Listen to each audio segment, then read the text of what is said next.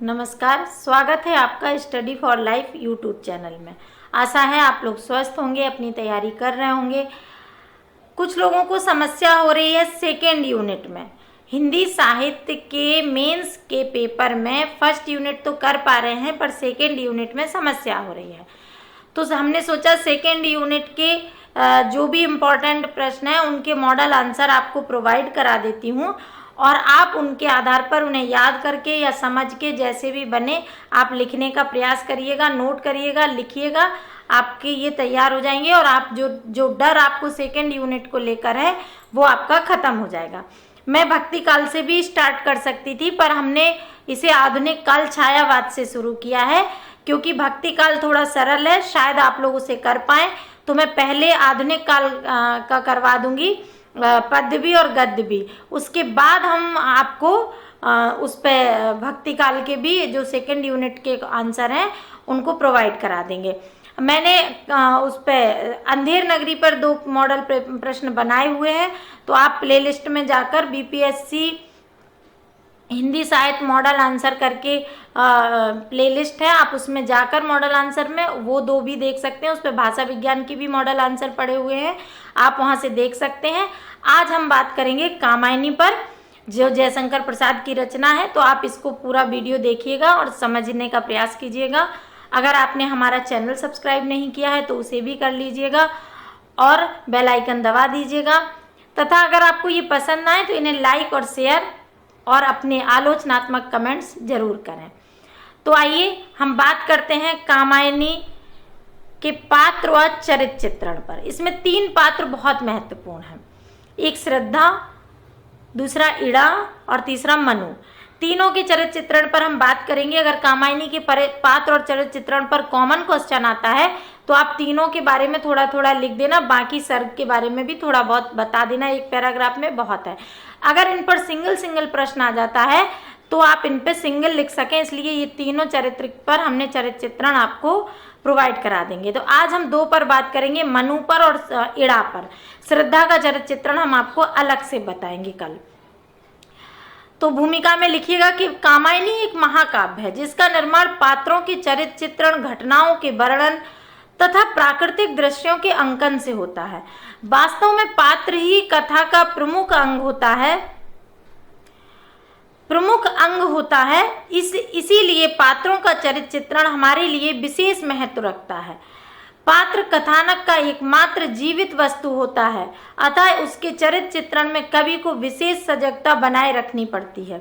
कल्पित कथानक के पात्र का चरित्र चित्रण कवि की इच्छा पर आधारित है, किंतु ऐतिहासिक पात्र के चरित्र निर्माण में कवि प्राचीन मान्यताओं का उल्लंघन नहीं कर सकते। ज़्यादातर जयशंकर प्रसाद ने जितने भी रचनाएं की हैं उनमें ज़्यादातर में ऐतिहासिक पात्र हैं, चाहे वो चंद्रगुप्त हों, चाहे वो स्कंदगुप्त हों और चाहे ये कामायनी के पात्र हों। कामायनी के 3 प्रमुख पात्र हैं, श्रद्धा, मनु और इड़ा। इसके कुछ और भी पात्र हैं, मनु पुत्र कुमार, असुर, पुरोहित, आकुल तथा किलात। इन सहपात्रों का अस्तित्व तो जरूर है किंतु कथानक में कोई विशेष प्रभाव नहीं है। संपूर्ण कथा वस्तु मनु, श्रद्धा और इड़ा के चरित्रों से ही प्रभावित होती है। मनु, श्रद्धा और इड़ा का चरित्र चित्रण निम्नलिखित है। मनु का चरित्र चित्रण, मानव मन का प्रतीक मनु प्रमुख पात्र है और एक मात्र प्रतिष्ठित पुरुष पात्र भी। मनु का व्यक्तित्व ऐतिहासिक और सांस्कृतिक 2 रूपों में प्राप्त होता है। प्रसाद जी ने अपने आमुख में कहा है, मनवंतर के प्रवर्तक के रूप में मनु की कथा आर्यों की अनुवृत्ति में दृढ़ता से मानी गई है, इसलिए वैवस्वत मनु को ऐतिहासिक पुरुष मानना उचित है। ये प्रसाद जी ने कामायनी के आमुख में कहा है। प्राचीन धर्मशास्त्रों में मनु स्वरूप का प्रतिपादन कवि ने कामायनी में अक्षर सा न करके सांकेतिक रूप में किया है। ऐतिहासिक मनु का कामायनी में कोई महत्वपूर्ण स्थान नहीं है, बल्कि मनु का सांकेतिक रूप ही इस महाकाव्य की प्रमुखता है। मनुष्य के शरीर में देवत्व की स्थापना शुरू में कर दी गई है। अवयव की दृढ़ मांसपेशियों, ऊर्ध्वस्वत या वीर्य अपार, स्फीति सिराएं, स्वस्थ रक्त का होता था जिनमें संचार। ये शरीर की बात है। मनु ने जिस रूप में अपना अस्तित्व स्वीकार किया है वह उनके प्राचीन रूप से अलग तरह के व्यक्तित्व का निर्माण करता है। कवि ने मनु के व्यक्तित्व में अहंकार और व्यक्तिवाद का भी समावेश किया है। मनु आत्मशक्ति को नकारते हैं और इंद्रिय शक्ति को ही जीवन का परम सुख मानते हैं, जैसा कि आज भी लोग मानते हैं। ईर्षा सर्ग में मनु भोग वृत्तियों के पास में बंधे नजर आते हैं। वे श्रद्धा को अपनी कीर्ति दासी के रूप में देखना चाहते हैं। यह जलन नहीं सह सकता मैं, चाहिए मुझे मेरा ममत्व। इस पंचभूत की रचना में मैं रमण करूं बन एक तत्व। मतलब तुम्हारे शरीर पर, श्रद्धा के शरीर पर, श्रद्धा पर मनु का एकमात्र अधिकार हो, ऐसा मनु सोचते हैं। आत्मवादी व्यक्ति के जीवन का अहम उसे सांसारिक भोग विलास के चरम तक ले जाता है। मनु भी आत्मवादी है।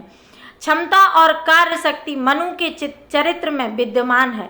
मनु का यही चारित्रिक गुण इड़ा को मनु के समीप ले जाता है। अपनी शक्ति का घमंड मनु को स्वयं है। वे कहते हैं, तुम्हें तृप्त कर सुख के साधन सफल बनाए, मैंने ही श्रम भोग किया फिर वर्ग बनाए। मतलब जो भी है प्रकृति में वो सब हमारे सुख भोग के लिए है। आगे इड़ा का चरित्र चित्रण। मनु और श्रद्धा के बाद इड़ा कामायनी की अंतिम महत्वपूर्ण पात्र है। बीच में श्रद्धा का चरित्र चित्रण आना चाहिए। अगर संपूर्ण कामायनी का चरित्र चित्रण पूछता है तो श्रद्धा का बीच में दे दीजिएगा। हमने इसमें इसलिए नहीं दिया है क्योंकि हम श्रद्धा का चरित्र चित्रण आपको अलग से बताएंगे, क्योंकि श्रद्धा पर अलग से प्रश्न आता है कि श्रद्धा का चरित्र चित्रण बताइए। इसलिए हमने श्रद्धा पर एक अलग से ही मॉडल आंसर तैयार किया है। अगर ये संपूर्णता में पूछ ले तो आप उसी में से थोड़ा सा लेके इसके बीच में दे सकते हैं। इड़ा का चरित्र चित्रण। मनु और श्रद्धा के बाद इड़ा कामायनी की अंतिम महत्वपूर्ण पात्र है। इड़ा बुद्धि की प्रतीक है। इड़ा का ऐतिहासिक अस्तित्व है जिसका परिचय प्रसाद जी ने अपने आमुख में ही दिया है। कामायनी में इड़ा आकर्षक, स्वार्थी, बुद्धिवादी व व्यवहार कुशल नारी है। मनु इसके रूप जाल में फंस जाते हैं। इड़ा का व्यक्तित्व श्रद्धा के व्यक्तित्व के ठीक उल्टा है।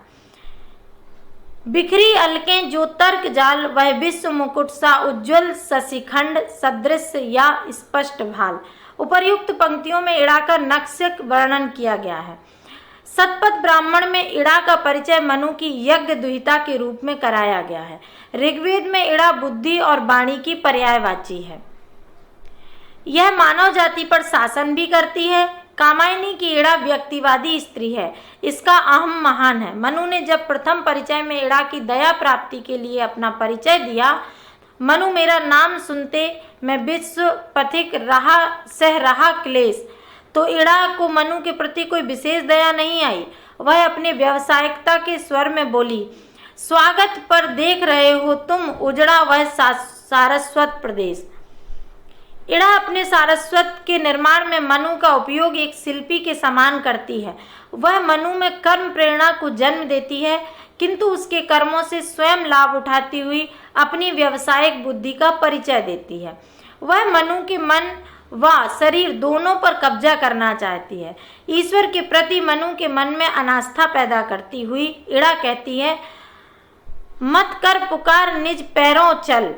मनु भी इड़ा के व्यक्तित्व को स्वीकारते हैं और उसे बताते हैं। वे कह उठते हैं, हाँ तुम ही हो अपनी सहाय, जो बुद्धि कहे उसको न मानकर फिर किसकी वह शरण जाए। तो इड़ा जो बताती है उसी की बात मानने के लिए मनु तैयार हो जाता है। मनु पर इड़ा का अभीष्ट प्रभाव है। मनु के प्रति उसका दृष्टिकोण व्यक्तिवादी है, परंतु वह प्रजा के प्रति कर्तव्य परायण है। इड़ा लोक मर्यादित है एवं लोक धर्म की संरक्षिका है।